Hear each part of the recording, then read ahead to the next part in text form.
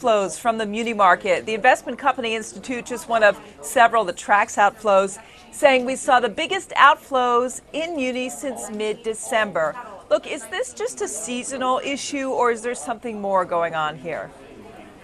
Well, we think it's primarily a seasonal issue. The last week's outflow was fairly large, but you would expect that for the week of tax day, the week around tax day.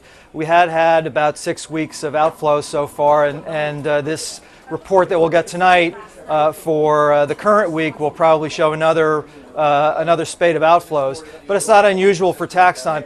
It was a little early this year. We usually get our outflows the 2 weeks before tax day. That's when they usually start. This year they started the first week of March, and it coincided with very heavy equity inflows.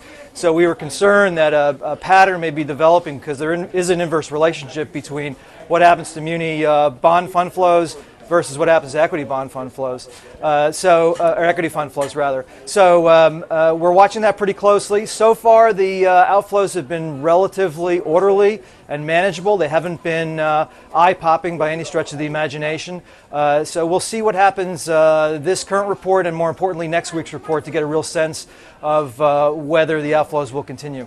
What's your sense on what investor appetite is going to look like going forward? Well, you know, we've got some very strong redemption months coming up. So June and July in particular are going to be very large coupon payment and principal redemption months.